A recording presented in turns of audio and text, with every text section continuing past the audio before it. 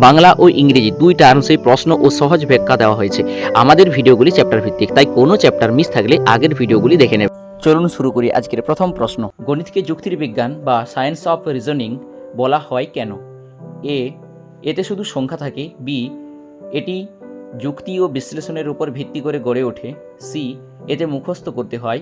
D, এতে চিত্র বেশি ব্যবহৃত হয়। সঠিক উত্তর অপশন বি, এটি যুক্তি ও বিশ্লেষণের উপর ভিত্তি করে গড়ে ওঠে। গণিতের প্রতিটি সিদ্ধান্ত যুক্তি ও প্রমাণের উপর প্রতিষ্ঠিত, তাই গণিত শিক্ষার অন্যতম উদ্দেশ্য হল শিক্ষার্থীর যৌক্তিক চিন্তাশক্তি বা লজিক্যাল থিঙ্কিং গড়ে তোলা। পরের প্রশ্ন 2, গণিত শিক্ষার প্রধান লক্ষ্য কোনটি? এ, সূত্র মুখস্থ করানো। বি, সমস্যা সমাধানের দক্ষতা গড়ে তোলা। সি, পরীক্ষায় নম্বর বৃদ্ধি করা। ডি, দ্রুত হিসাব শেখানো। সঠিক উত্তর অপশন বি, সমস্যা সমাধানের দক্ষতা গড়ে তোলা। ম্যাথামেটিক্স এডুকেশনের মূল উদ্দেশ্যই হল problem solving skill, reasoning ability এবং সিদ্ধান্ত গ্রহণের ক্ষমতা বৃদ্ধি। পরের প্রশ্ন 3, ইন্ডাকটিভ মেথড এ শিক্ষার্থী অপশন এ, সূত্র থেকে উদাহরণে যায়। বি, উদাহরণ থেকে সূত্রে পৌঁছায়। সি, শুধুই অনুশীলন করে। ডি, শুধুই মুখস্থ করে। সঠিক উত্তর হলো অপশন বি, উদাহরণ থেকে সূত্রে পৌঁছায়। আর ডিডাকটিভ মেথড থেকে সূত্র থেকে উদাহরণে যায়, ঠিক এর উল্টোটা। ইন্ডাকটিভ মেথডে শিক্ষার্থীরা বিভিন্ন উদাহরণ পর্যবেক্ষণ করে সাধারণ নিয়ম বা সূত্র আবিষ্কার করে। এটি চাইল্ড সেন্টার্ড পদ্ধতি হিসেবে পরিচিত। পরের প্রশ্ন 4, ডিডাকটিভ মেথডের বৈশিষ্ট্যগুলি হল বিশেষ থেকে সাধারণে যাওয়া। বি, সাধারণ থেকে বিশেষে যাওয়া। সি, খেলাধুলার মাধ্যমে শেখানো।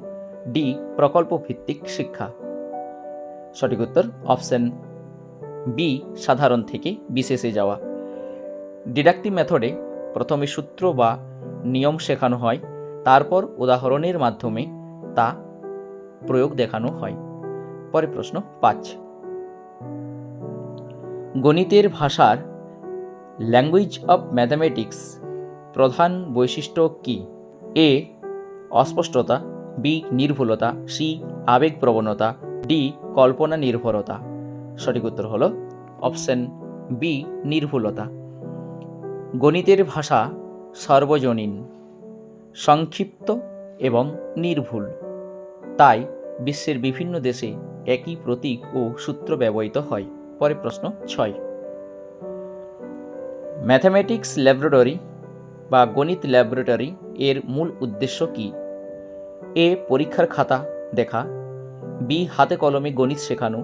সি, শুধুমাত্র মডেল রাখা। ডি, শুধুমাত্র শিক্ষক প্রশিক্ষণ।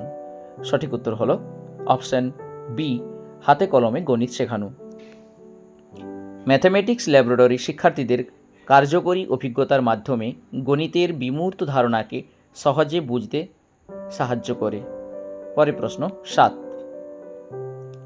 পিওর ম্যাথামেটিক্স এর উদাহরণ কোনটি?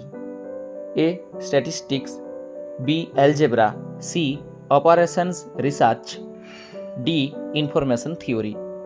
সঠিক উত্তর হল option B, algebra. Algebra, geometry, number theory ইত্যাদি পিওর ম্যাথমেটিক্সের অন্তর্ভুক্ত। পরের প্রশ্ন 8, অ্যাপ্লাইড ম্যাথমেটিক্স এর উদ্দেশ্য হল এ, বাস্তব সমস্যার সমাধান করা। বি, গণিতের ব্যবহারিক প্রয়োগ করা। সি, উপরের দুটি। ডি, কোনোটিই নয়। সঠিক উত্তর হল অপশন সি, উপরের দুটি, বাস্তব সমস্যার সমাধান করা এবং গণিতের ব্যবহারিক প্রয়োগ করা। অ্যাপ্লাই ম্যাথামেটিক্স বিজ্ঞান, প্রযুক্তি, অর্থনীতি ও দৈনন্দিন জীবনের বিভিন্ন সমস্যার সমাধানে ব্যবহৃত হয়। পরের প্রশ্ন 9, গণিত শিক্ষায় এরর অ্যানালাইসিস এর গুরুত্ব কী? এ, নম্বর কমানো। বি, ভুল ধারণা চিহ্নিত করা। সি, শাস্তি দেওয়া। ডি, ক্লাস নিয়ন্ত্রণ করা। সঠিক উত্তর অপশন বি, ভুল ধারণা চিহ্নিত করা। শিক্ষার্থীর ভুল বিশ্লেষণ করলে তার কনসেপচুয়াল এরর শনাক্ত করা যায় এবং উপযুক্ত রিমিডিয়াল টিচিং দেওয়া সম্ভব হয়। পরের প্রশ্ন 10, গণিত শিক্ষায় কনস্ট্রাকটিভিজিট অ্যাপ্রোচ এ শিক্ষক হলেন অপশন এ, জ্ঞানের একমাত্র উৎস। বি, সহায়ক ও পথপ্রদর্শক। সি, পরীক্ষক। ডি, পর্যবেক্ষক মাত্র। সঠিক উত্তর অপশন বি সহায়ক ও পথপ্রদর্শক। কনস্ট্রাকটিভ অ্যাপ্রোচ অনুযায়ী শিক্ষার্থী নিজে জ্ঞান গঠন করে এবং শিক্ষক ফ্যাসিলিটেটর হিসেবে শেখার পরিবেশ তৈরি করেন। পরের প্রশ্ন 11, গণিত শিক্ষায় নোন টু আননোন নীতি বলতে বোঝায় এ কঠিন থেকে সহজে যাওয়া, বি পরিচিতি বিষয় থেকে অপরিচিতি বিষয়ে যাওয়া, সি নতুন থেকে পুরনোতে যাওয়া, ডি সূত্র থেকে উদাহরণে যাওয়া। সঠিক উত্তর হলো অপশন বি পরিচিতি বিষয় থেকে অপরিচিতি বিষয়ে যাওয়া। এটি শিক্ষণ শেখন প্রক্রিয়ার একটি মৌলিক নীতি। পরিচিত ধারণার ভিত্তিতে নতুন ধারণা শেখানো হলে শিক্ষার্থীর বোধগম্যতা বৃদ্ধি পায়। প্রশ্ন 12, গণিত শিক্ষার মাধ্যমে কোন দক্ষতা সবচেয়ে বেশি বিকশিত হয়? এ আবেগ প্রকাশ, বি যৌক্তিক চিন্তা শক্তি, সি অভিনয় দক্ষতা, ডি সঙ্গীত দক্ষতা। সঠিক উত্তর অপশন বি যৌক্তিক চিন্তা শক্তি। গণিত শিক্ষার অন্যতম প্রধান অবদান হল লজিক্যাল রিজনিং, ক্রিটিক্যাল থিঙ্কিং এবং বিশ্লেষণী ক্ষমতার বিকাশ। প্রশ্ন 13, NCF 2005 অনুযায়ী গণিত শিক্ষাকে কেমন হওয়া উচিত? এ ভয়ভিত্তিক, বি আনন্দময় ও অর্থপূর্ণ, সি শুধুই পরীক্ষামুখী, ডি মুখস্থ নির্ভর। সঠিক উত্তর অপশন বি আনন্দময় ও অর্থপূর্ণ। NCF 2005 গণিতকে জীবন ঘনিষ্ঠ, আকর্ষণীয় ও শিক্ষার্থী কেন্দ্রিক করে তোলার উপর গুরুত্ব দেয়।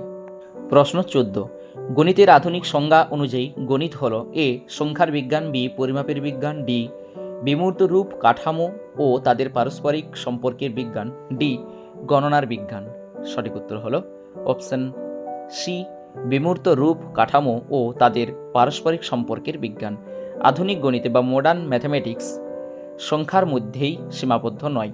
এটি বিভিন্ন বিমূর্ত কাঠামো বা অ্যাবস্ট্রাক্ট স্ট্রাকচার, প্রতীক এবং তাদের পারস্পরিক সম্পর্ক নিয়ে আলোচনা করে। তাই আধুনিক সংজ্ঞায় গণিতকে বিমূর্ত রূপ ও কাঠামোর বিজ্ঞান বলা হয়। আজকের লাস্ট প্রশ্ন 15, mathematics is the mirror of civilisation উক্তিটি কার? A Bacon, B Young, C Hogben, D Aristotle. সঠিক উত্তর হলো অপশন সি হগবেন।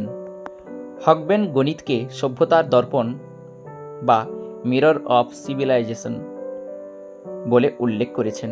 তার মতে মানব সভ্যতার অগ্রগতি, বিজ্ঞান, প্রযুক্তি ও সংস্কৃতির বিকাশে গণিতের অবদান অপরিসীম। তাই গণিতকে সভ্যতার প্রতিচ্ছবি বলা হয়। আজ বিকেল 4টার পরে সিডিপির একটি গুরুত্বপূর্ণ সেট নিয়ে আপনাদের সাথে হাজির হব, তাই অবশ্যই আপনারা আমার সঙ্গে থাকবেন। ভিডিওটা ভালো লেগে থাকে তাহলে ভিডিওটি একটি লাইক করে দিন, আর যদি আমার চ্যানেলে নতুন হয়ে থাকেন তাহলে অবশ্যই চ্যানেলটি সাবস্ক্রাইব করে নিন। আজকের ভিডিওটি এখানে শেষ করছি। যারা WB টেট ও সিটেটের প্রস্তুতি নিচ্ছেন তাদের কাছে একটি অনুরোধ, ভিডিওটি আপনার বন্ধু বান্ধব ও অন্যান্য পরীক্ষার্থীদের সঙ্গে শেয়ার করে দিন যাতে তারাও উপকৃত হতে পারে। টার্গেট পয়েন্ট নলেজ জন্য মূলত সিডিপি এবং বিভিন্ন বিষয় প্যাডাগজি নিয়ে নিয়মিত চ্যাপ্টার ভিত্তিক ভিডিও আপলোড করা হয়, কারণ টেট পরীক্ষায় এই অংশ থেকে প্রায় 90 নম্বরের প্রশ্ন আসে। নিয়মিত এমন গুরুত্বপূর্ণ ভিডিও পেতে চ্যানেলটি অবশ্যই সাবস্ক্রাইব করে আমাদের সঙ্গে থাকুন। ধন্যবাদ, আবার দেখা হবে পরবর্তী ভিডিওতে।